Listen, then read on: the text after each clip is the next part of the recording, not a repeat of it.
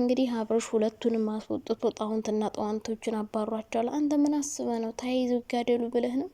ለማንኛውም ሄርሜላን የአብርሽ እህት በጣም እየዛተችባት ነው። ከህይወቱ ውጭለት እያለች ነው። የአብርሽ ቤተሰብ በሙሉ ሄርሜላን አልወደዳትም፣ አልፈለጋትም። የአብርሽ ቤተሰቦች የሚፈልጓት ሩታን ነው ማለት ነው።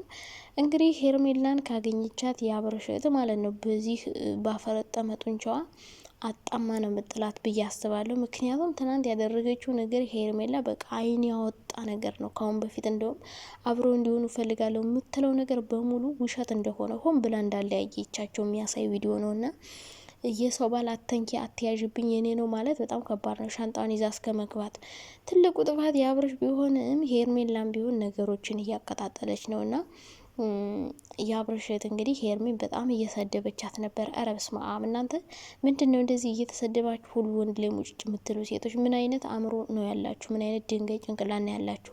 ይህ ሁሉ ስድብ ችሎ የሚቀጥል ማለት ነው። ሲቀጥል አብርሽ ራሱ እኔ እንጃ ምን አይዱ ነው ብቻ እንደዛ ስትነካከው አትንኪ ማለት ይችል ነበረ። ሄርሜላን ወደዛ ሂጂ አልፈልግሽም ማለት እየቻለ እሱ ግን መተሻሸፍ፣ ሁለቱም ሲያሻሹት ፈለገ። እንደውም ሩታ ስትነካው አልፈለግም። ሄርሜላን ስትደባብሰው ደስ እያለው ያለውና አንደኛ መጀመሪያ ወንድማችሁን መቆጣት አለባችሁ። ጋሽዬም ሁላችሁም ቁንጥጥ ማድረግ አለባችሁ። ይሄ ልጅ ከሴት ጋር መስራት እንደሌለበት በቃ ትዳሩን መምራት ከፈለገ አብርሽ ማለት ነው ከሩታ ጋር መቀጠል ሌላ ሴት ራሱ ቢያገባ ትክክለኛ ጥሩ የሆነ የፍቅር ህይወት ጥሩ የሆነ ትዳር እንዲኖረው ከፈለገ ከተለያየ ሴት ጋር መለጣጠፉን ካላቆመ ይሄ ልጅ ምንም አይነት ጥሩ ትዳር ሊኖረው አይችልም። ከሌላ ሴት አንድ እያለ በየቦታው አብሯቸው ከሚተኛ ሴቶች ሁሉ እያረገዘ ማለት ነው ከተለያየ ሴት የተለያየ ልጅ ነው የሚኖረው ብዬ ነው ማስበው። እንደዚ አይነት ህይወት ደግሞ ለልጆቹም ለራሱም ጠቃሚ አይደለም። ልጆቹም በየቦታው ተበትነው ደስ የሚለው ነገር ገንዘብ ስታገኙ ማለት ነው። ገንዘብ ሲኖራችሁ ጥሩ የሆነ የፍቅር ህይወት ደግሞ ሲኖራችሁ የበለጠ ህይወታችሁ ያማረ ይሆናል። ግን ገንዘብ ኖሯችሁ ጥሩ ትዳር ልጅ ከሌላችሁ በጣም ነው የሚያስጠላው። አንድ ላይ ሆናችሁ ካላሳደጋችሁ ማለት ነውና ሁሌ ጭቅጭቅ፣ ሁሌ አንዷ መታ ስትከስ፣ ከዛ ለዛች ስትከፍል፣ ከዛ ይች ስትከስ፣ በቃ ህይወት ሁሉ የተመሰቃቀለ ነው የሚሆንና እንደውም የአብርሽ ቤተሰቦች ካሁኑ ልጃችሁን ብትቆነጥጡ ጥሩ ነው። ጥሩ ልጅ ነበር እኮ እኔ ይሄ ዩቲዩብ እንዴት እንዳበላሸው ፈጣሪ ወቀው ብቻ። በጣም ስርዓት ያለው ልጅ ነበር አብርሽና ከሩታ ጋር ከተገናኙ በኋላ ግን በጣም ነው የተበላሸውና ሩታ የፍቅር ጥያቄ ካቀረበችለት በኋላ በቃ እኔ ተወዳጅ ነኝ፣ እኔ ተፈላጊ ነኝ ብሎ ራሱን አሳምኗል ማለት ነው። ስለዚህ ይሄ ልጅ ካሁኑ ስርዓት ካልያዘ መጨረሻው አያምርም። በየቦታው ልጅ ነው የሚወልደው ብዬ ነው ማስበውና መጀመሪያ አብርሽ ነው መቆንጠጥ ያለበት። ከዛ ደግሞ ሄርሜላን በጥፊም ሆነ በክስም ሆነ በምንም በቃ ከዚህ ልጅ ህይወት ማስወጣት ነው የሚያስፈልገው እንጂ አሁን እኮ እሷ እንዳትወጣ ደግሞ ሌላ አጨብጫቢዎች አሉ። አብርሽንና ሄርሜላን በቃ ኮንታክት እንዲፈጥሩ አብረው እንዲሆኑ የሚፈልጉ አሽቃባጭ ሰዎች አሉ።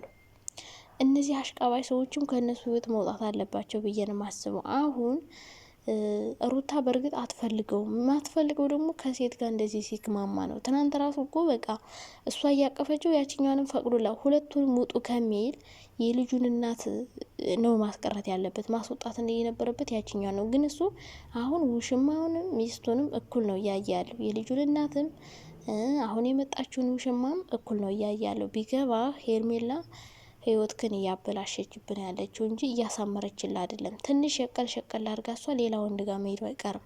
በቃ ለስራ ነው የምትፈልግ። ሰላም ውዴ ቻናሌ ቤተሰቦች እንዴት ናችሁ? ደህና ናችሁ? የኔ ወዶችን ያለው እግዚአብሔር ይመስገን። ለዚህ ቻናል አዲስ ከሆናችሁ ላይክ፣ ሼር፣ ሰብስክራይብ አድርጉ። ሀሳብ አስተያየት ካላችሁ ደግሞ ኮሜንት ላይ ማስቀመጥ ትችላላችሁ። እንግዲህ ሄርሜላ አብርሽ ሩታ በቃ ጭቅጭቁ አሁንም እንደቀጠለ ነው። እንግዲህ አብርሽ ምረጥ እየተባለ ነው። እንግዲህ እህቱ ትናንት እንዳያችኋት እንዴት በትደፍረው ነው ምረጥ የምትለው? እንዴት ነው ሚስት በምርጫ የሆነው እያለች እንግዲህ በጣም ተናዳ አስተያየት እየሰጠች ነበር። የእውነት የአብርሽ እህትም ሆነ ኤፍሬም ሄርሜላን ቢያገኟት፣ አሁን የአብርሽ ቤተሰቦች ሄርሜላን አላገኟትም፣ ማግኘት ይፈልጋሉ። እሷ ደግሞ እነሱን ማግኘት አትፈልግም። ምክንያቱም እንደሚሰድባት እንደሚቆጧት በደንብ ስለምታውቅ እሷ ደግሞ እንደዛ አይነት ነገር ማየት አትፈልግም። አብርሽ እንደፈለገች እንድትሆን ፈቅዶላታል። ሰው ቤተሰቦቹን ማግኘት አትፈልግም። ካገኟት ከህይወታችሁ ውጭ ምናምን ነው የሚሏት። እች ልጅ በሆነ መንገድ ካገኟት ግን የሚፈቷት ሁሉ አይመስለኝም። እና ሩታም እንግዲህ ትናንትና በምትፈልገው መልኩ ሄርሜላን አናዳ አንጨርጭራ አቃጥላ ወጥታለች። አብርሽም ለእሷ ምን ያክል ቦታ እንዳለው በደንብ አይታበታለች ብዬ አስባለሁ። በፈተና መልኩም ቢሆን እሷ እንግዲህ የእውነት ብትቀርበውም ልጁ ከልቡ እንደማይቀርባት ነው የተረዳችው ብዬ አስባለሁ። የእውነት አብርሽ ሩታ ጋር ብትሆን እንኳን አሁን አብረን እንሆን ይላላ፣ ግን እሷ ብትሄድ ሄርሜላን አይተዋትም፣ አብሮ ይጋጋጣ። ሄርሜላ ብትሄድ እንኳን ሌላ ሴት ጋር ይመጣልና ሩታ አሁን ከአብርሽ ጋር የምትሆን አይመስለኝም። በቃ ትናንት አሁን ለማቃጠል ነው ሁኝ ቢሏት ራሱ የምትሆን አይመስለኝም። እንግዲህ ቀጣይ ድራማ ደግሞ ምን እንደሚሆን እናያለን። ማለመችም እነሱ ያው ድብድብ፣ ንትርክ፣ ጭቅጭቅ ነው የሚያመጡልን። አብርሽም አልፈርመን ብሎ ግግም ብሏል። ሩታም ደግሞ ሄርሜላን ለማቃጠል ከአብርሽ ጋር ተለጣጠፈች እንጂ ያንን ክስ የተወቸው አይመስለኝም። አብርሽ ደግሞ ማይፈርምበት ምክንያት ገንዘቡን መስጠት አይፈልግም። በቃ እንደዚሁ ከሁለቱም ሴቶች ጋር ከዛም ከዚህም ሩታ ጭራሽ ከህይወቱ እንድትወጣም አይፈልግም። አብርሽ እኮ ታውቃላችሁ አይደል? አብርሽ እኮ ከሩታ እንድትርቅ አይፈልግም። ለምን? በቃ ተጣላም፣ ተሰዳደበም፣ ተደባደበም ቪዲዮ መስራት ይፈልጋል በሩታ በእሷ ፎቶም ለጥፎ ሆነ ከእሷ ጋርም እየተደባደበም ሆነ በቃ ከእሷ ጋር መስራት ይፈልጋል። ከሄርሜላ ጋር ከሩታም ጋር እያለ በሁለቱ ሴቶች ሞራል እየተረማመደ ቪዲዮ መስራት ይፈልጋል።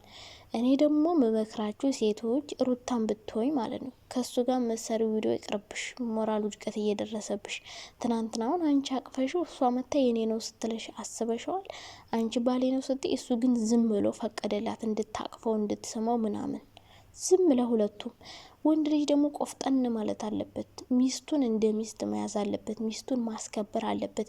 እንኳን የማንም ወንድ መጥቶ አፏን ሲካፍትባት ይቀርና ማለት ነው እንደዛ ህይወቴ ነሽ ምናምን እንዳላልካት ተበርክ ቀለበት እንዳላደረክላት አሁን የማንም ሴት መጥቶ ሲፈነጭባት ዝም ብለህ እድሉን መስጠት የለብም ነበር። ሩታ እንዴት ፍቅር እንደምትሰጥ መቼም ሄርሜላ ልታስተምራት አትችልም። ምክንያቱም እንዴት አድርጋ በፍቅር ጠብር ግፍ አድርጋ የራሷ እንዳደረገች ታውቃለህ። እንደውም ሄርሚ ከእሷ እንደውም ኮርጄሻል ነው የሚባለው እንጂ አንቺማ አልኮረችም። ምክንያቱም እሱ ፍቅር ሳይኖረው በግድ ጠይቃ የፍቅር ጥያቄ ያቀርባለት ከዛ እሷን እንዲወዳት እንዲያፈቅራት አድርገው መቼም ካልወደዳት ካልፈቀራት በጣም ብዙ ቪዲዮዎች ወደ ታች ሰርተዋል።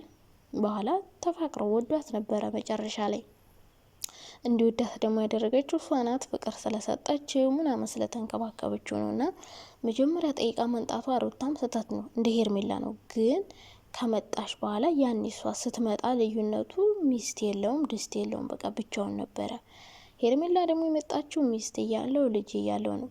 ይህኔ ካልሆነ የምትለው በጣም ልዩነት አለውና እንግዲህ ሄርሜላን ጠፍጥፋችሁ ብጥሉልን በጣም ጥሩ ነው። ምክንያቱም ሴት ሁሉ ነው ክብሩን እያጣ ያለው በእሷ የተነሳ ማለት ነው። እኛ ሴቶች ራሱ እየተሰደብን ርካሽ የሆነች ሴት ማለት ነው።